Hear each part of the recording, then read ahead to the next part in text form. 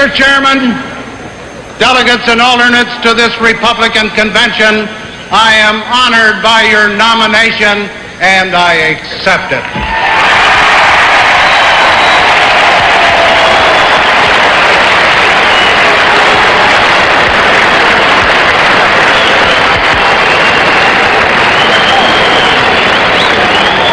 With pride, with gratitude, and with a total will to win a great victory for the American people.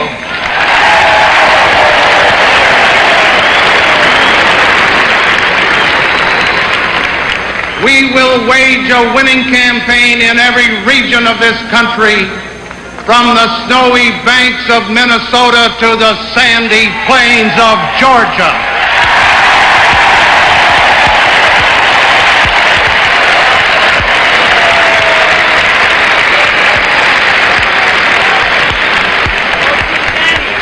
We concede not a single state. We concede not a single vote.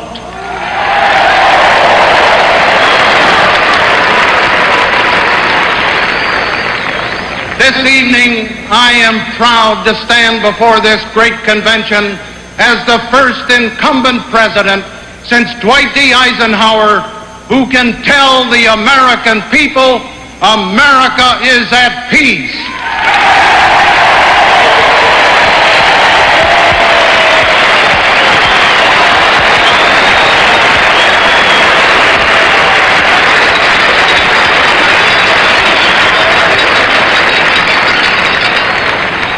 Tonight I can tell you straight away, this nation is sound, this nation is secure, this nation is on the march to full economic recovery and a better quality of life for all Americans.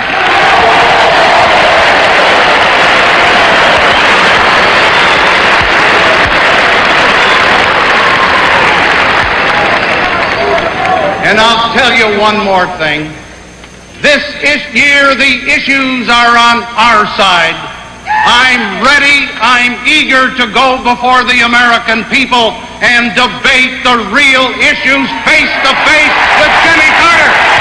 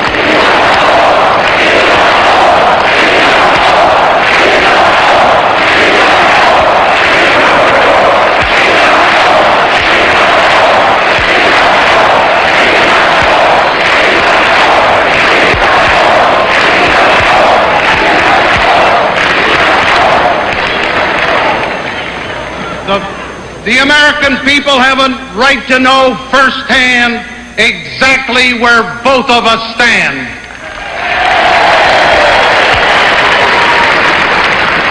I am deeply grateful to those who stood with me in winning the nomination, of the parties whose cause I have served all of my adult life. I respect the convictions of those who want to change in Washington. I want to change too. After 22 long years of majority misrule, let's change the United States Congress.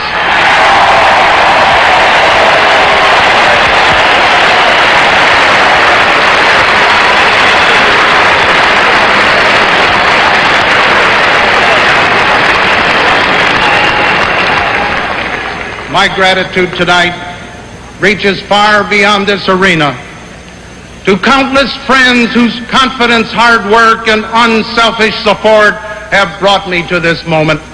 It would be unfair to single out anyone, but may I make an exception for my wonderful family, Mike, Jack, Steve, and Susan, and especially my dear wife, Betty.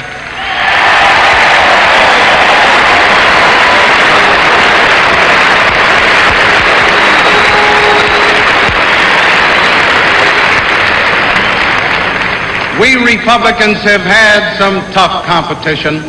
We not only preach the virtues of competition, we practice them.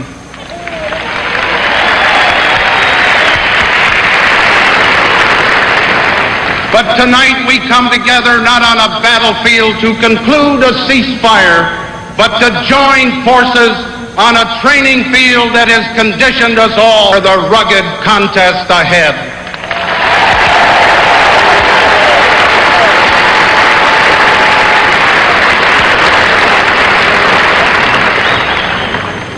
Let me say this from the bottom of my heart.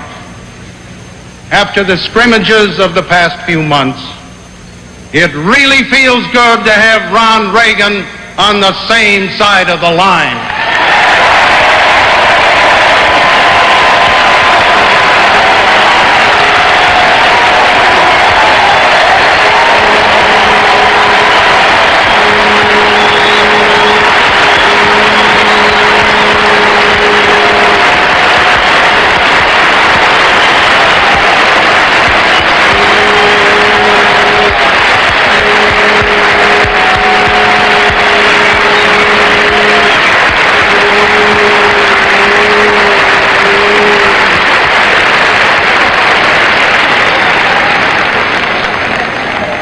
To strengthen our championship lineup, the convention has wisely chosen one of the ablest Americans as our next vice president, Senator Bob Dole of Kansas.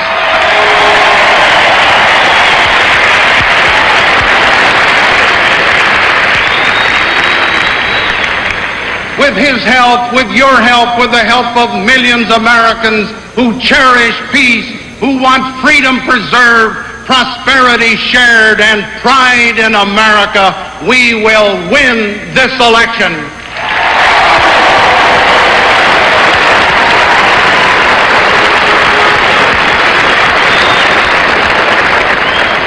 I speak not of a Republican victory, but a victory for the American people. You at home listening tonight, you are the people who pay the taxes and obey the laws. You are the people who make our system work. You are the people who make America what it is. It is from your ranks that I come, and on your side I stand.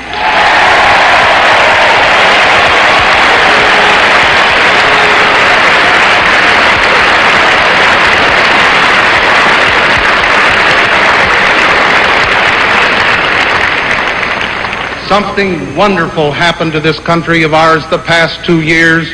We all came to realize it on the 4th of July. Together out of years of turmoil and tragedy, wars and riots, assassinations and wrongdoing in high places, Americans recaptured the spirit of 1776. We saw again the pioneer vision of our revolutionary founders and our immigrant ancestors.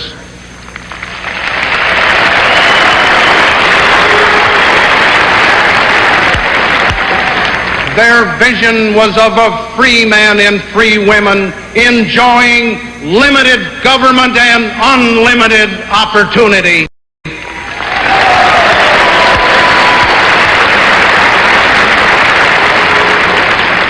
The mandate I won in 1976 is to make this vision a reality. But it will take the voices and the votes of many more Americans who are not Republicans to make that mandate binding and my mission possible. I have been called an unelected president, an accidental president. We may even hear that again from the other party, despite the fact that I was welcomed and endorsed by an overwhelming majority of their elected representatives in the Congress who certified my fitness to our highest office.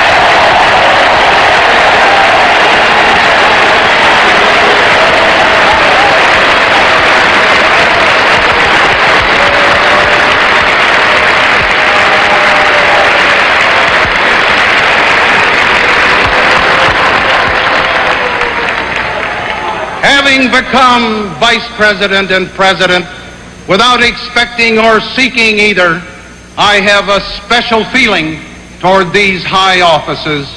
To me, the presidency and the vice presidency were not prizes to be won, but a duty to be done.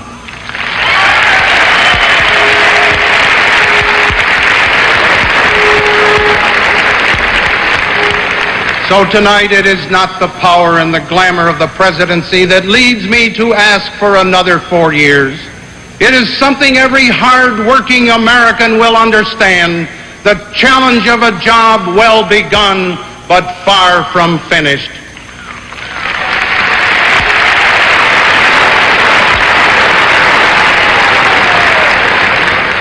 Two years ago, on August 9, 1974, I placed my hand on the Bible which Betty held and took the same constitutional oath that was administered to George Washington. I had faith in our people, in our institutions, and in myself. My fellow Americans, I said, our long national nightmare is over. It was an hour in our history that troubled our minds and tore at our hearts. Anger and hatred had risen to dangerous levels, dividing friends and families. The polarization of our political order had aroused unworthy passions of reprisal and revenge. Our governmental system was closer to stalemate than at any time since Abraham Lincoln took that same oath of office. Our economy was in the throes of runaway inflation, taking us headlong into the worst recession since Franklin D. Roosevelt took the same oath. On that dark day, I told my fellow countrymen, I am acutely aware that you have not elected me as your president by your ballots, so I ask you to confirm me as your president with your prayers.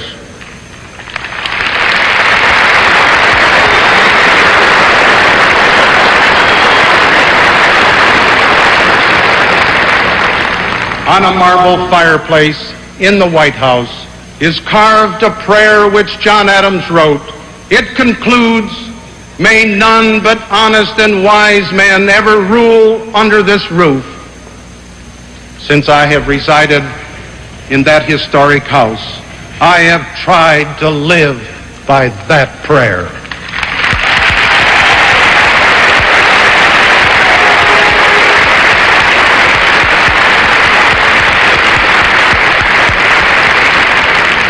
I faced many tough problems. I probably made some mistakes.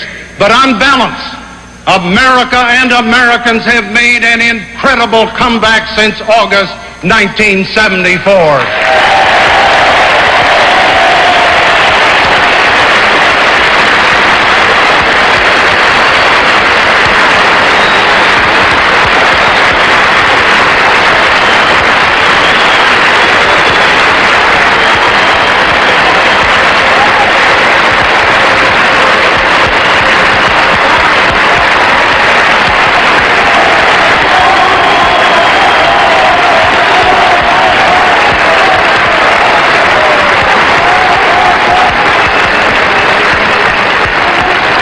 Nobody can honestly say otherwise, and the plain truth is that the great progress we have made at home and abroad was in spite of the majority who run the Congress of the United States.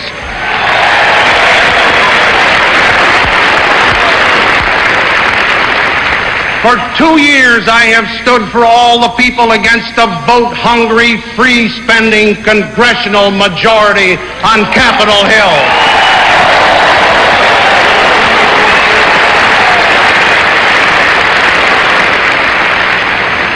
55 times, I vetoed extravagant and unwise legislation. 45 times, I made those vetoes stick.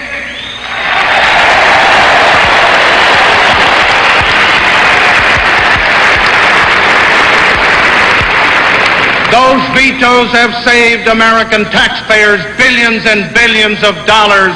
I am against the big tax spender and for the little taxpayer.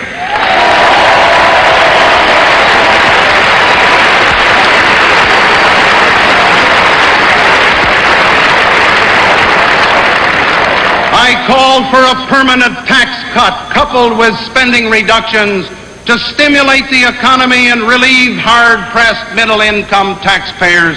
Your personal exemption must be raised from $750 to $1,000.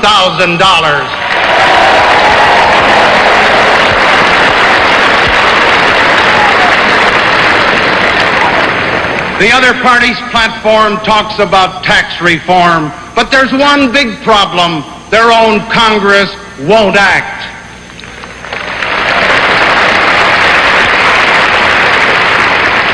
I called for reasonable constitutional restrictions on court-ordered busing of school children, but the other party's platform concedes that busing should be a last resort. But there's the same problem. Their own Congress won't act.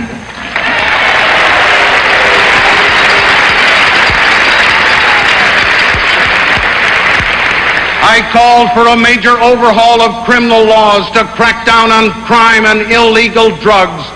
The other party's platform deplores America's $90 billion cost of crime. There's the problem again. Their own Congress won't act.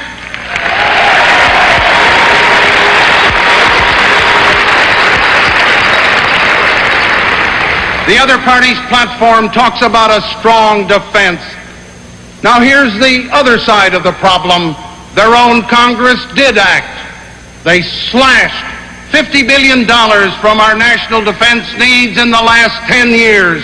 My friends, Washington is not the problem. Their Congress is the problem.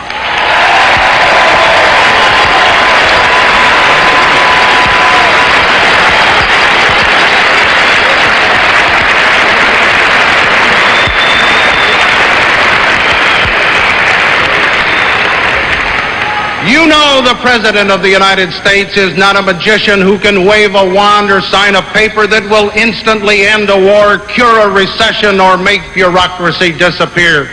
A president has immense powers under the Constitution, but all of them ultimately come from the American people and their mandate to him. That is why tonight I turn to the American people and ask not only for your prayers, but also for your strength and your support, for your voice and for your vote.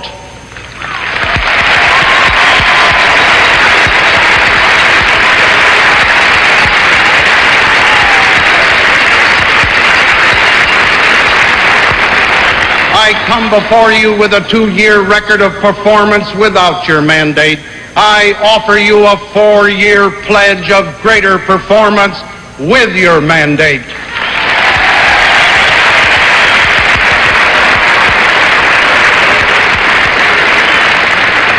As Governor Al Smith used to say, let's look at the record. 2 years ago, inflation was 12%. Sales were off. Plants were shut down. Thousands were being laid off every week. Fear of the future was throttling down our economy and threatening millions of families. Let's look at the record since August 1974. Inflation has been cut in half. Payrolls are up. Profits are up. Production is up. Purchases are up. Since the recession was turned around, almost 4 million of our fellow Americans have found new jobs or got their old jobs back. This year, more men and women have jobs than ever before in the history of the United States.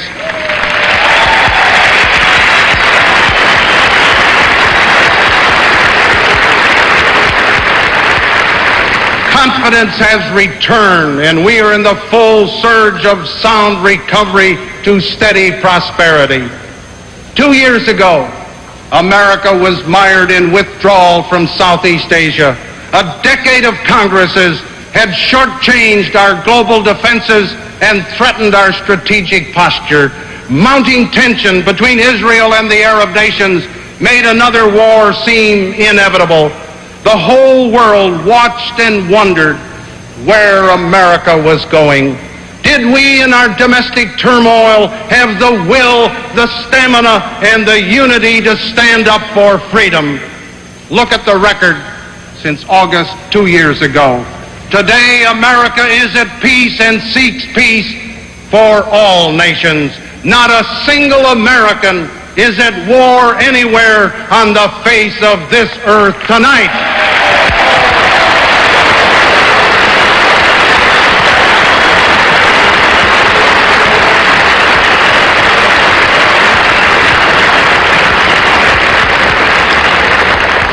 Our ties with Western Europe and Japan, economic as well as military, were never stronger. Our relations with Eastern Europe, the Soviet Union, and mainland China are firm, vigilant, and forward-looking. Policies I have initiated offer sound progress for the peoples of the Pacific, Africa, and Latin America. Israel and Egypt, both trusting the United States, have taken an historic step that promises an eventual just settlement for the whole Middle East. The world now respects America's policy of peace through strength. The United States is again the confident leader of the free world.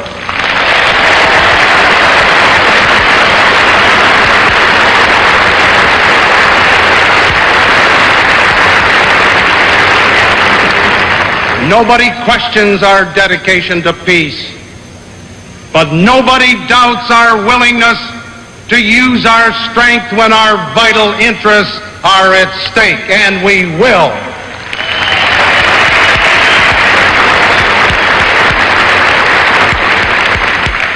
I called for an up-to-date, powerful Army, Navy, Air Force, and Marines that will keep America secure for decades. A strong military posture is always the best insurance for peace.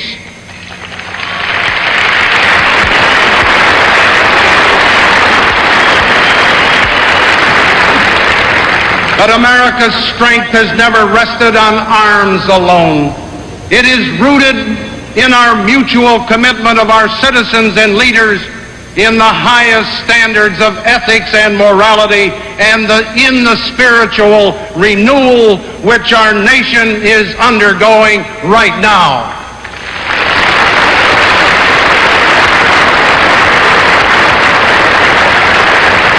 Two years ago, people's confidence in their highest officials, to whom they had overwhelmingly entrusted power, had twice been shattered. Losing faith in the word of their elected leaders, Americans lost some of their own faith in themselves. Again, let's look at the record since August 1974. From the start, my administration has been open, candid, forthright.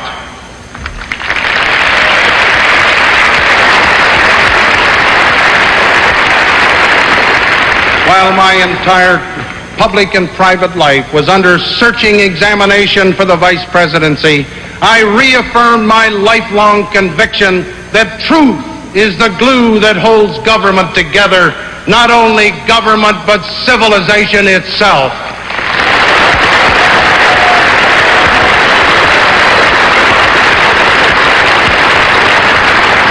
I have demanded honesty, decency, and personal integrity from everybody in the executive branch of the government. The House and Senate have the same duty.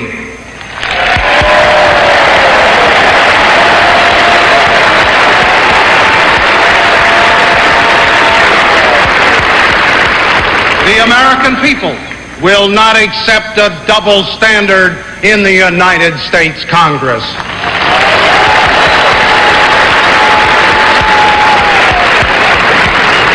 Those who make our laws today must not debase the reputation of our great legislative bodies that have given us such giants as Daniel Webster, Henry Clay, Sam Rayburn, and Robert A. Taft.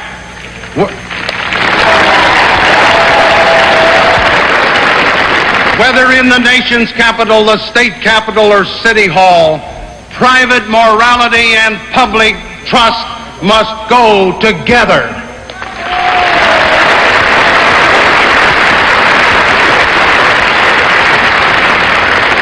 From August of 1974 to August of 1976, the record shows steady progress upwards toward prosperity, peace, and public trust.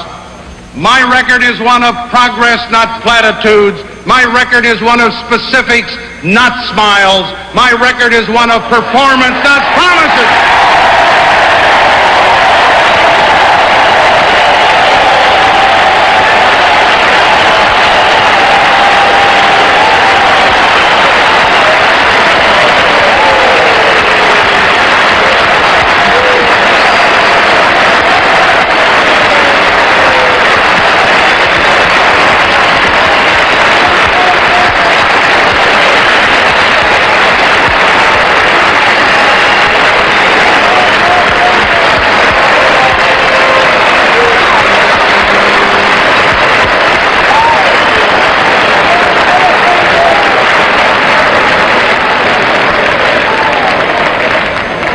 It's a record I am proud to run on. It is a record the American people, Democrats, Independents, and Republicans alike, will support on November 2nd.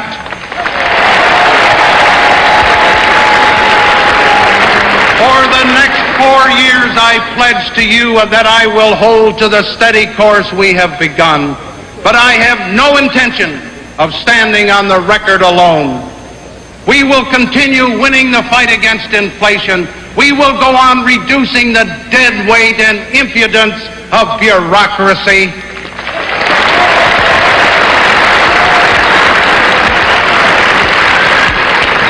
We will submit a balanced budget by 1978. We will improve the quality of life at work, at play, and in our homes and in our neighborhoods. We will not abandon our cities. We will encourage urban programs which assure safety in the streets, create healthy environments, and restore neighborhood pride.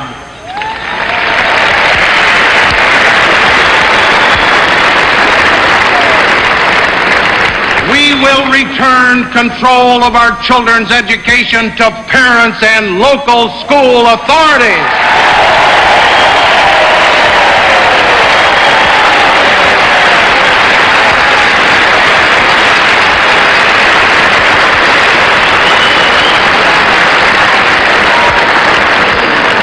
We will make sure that the party of Lincoln remains the party of equal rights.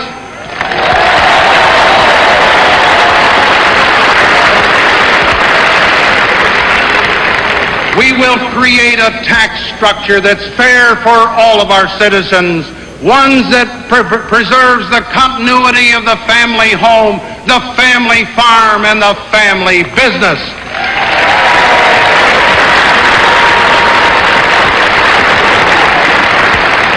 We will ensure the integrity of the Social Security system and improve Medicare so that our older citizens can enjoy the health and the happiness that they have earned. There is no reason they should have to go broke just to get well.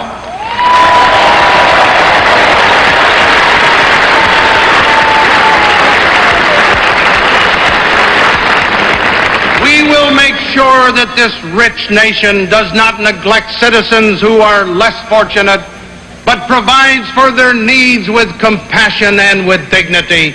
We will reduce the growth and the cost of government and allow individual breadwinners and businesses to keep more of the money that they earn.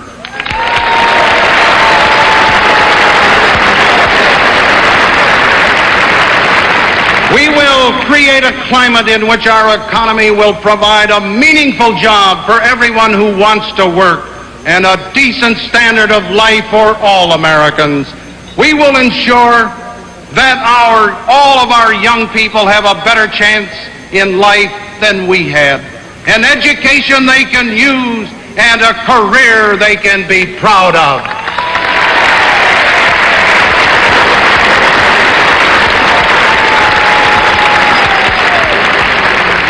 We will carry out a farm policy that assures a fair market price for the farmer, encourages full production, leads to record exports, and eases the hunger within the human family. We will never use the bounty of America's farmers as a pawn in international diplomacy.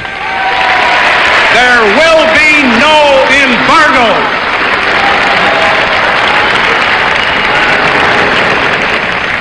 We will continue our strong leadership to bring peace, justice, and economic progress where there is turmoil, especially in the Middle East. We will build a safer and saner world through patient negotiations and dependable arms agreements, which reduce the danger of conflict and horror of thermonuclear war. While I am president, we will not return to a collision course that could reduce civilization to ashes.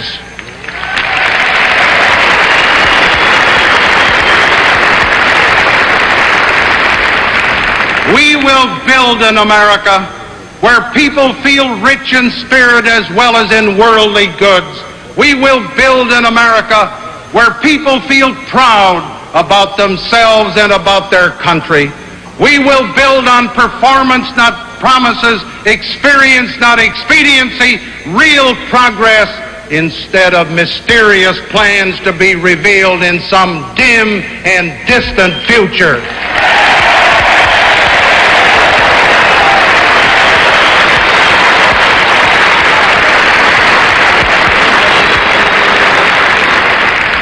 The American people are wise, wiser than our opponents think.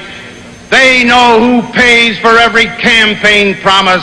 They are not afraid of the truth. We will tell them the truth.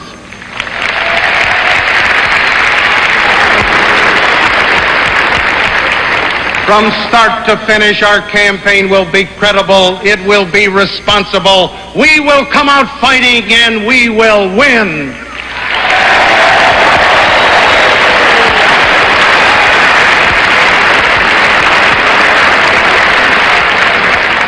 Yes, we have all seen the polls and the pundits who say our party is dead. I've heard that before. So did Harry Truman. I'll tell you what I think. The only polls that count are the polls the American people go to on November 2nd.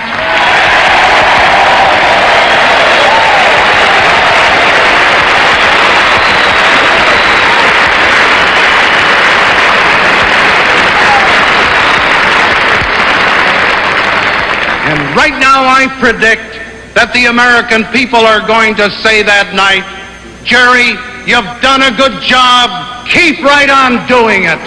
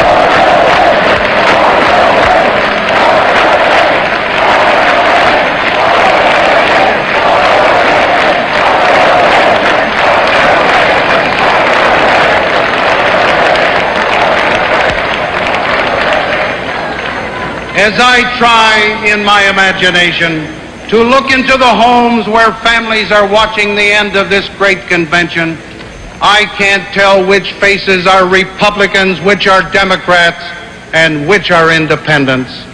I cannot see their color or their creed. I see only Americans.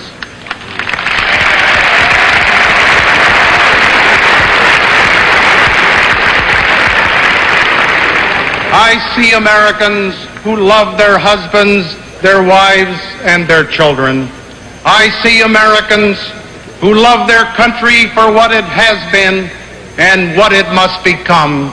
I see Americans who work hard but who are willing to sacrifice all they have worked for to keep their children and their country free.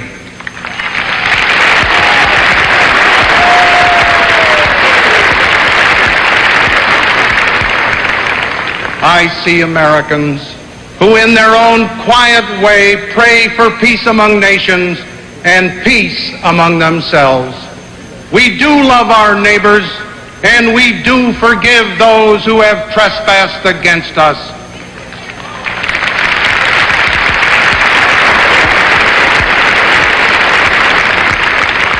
I see a new generation that knows what is right and knows itself. A generation determined to preserve its ideals, its environment, our nation, and the world. My fellow Americans, I like what I see.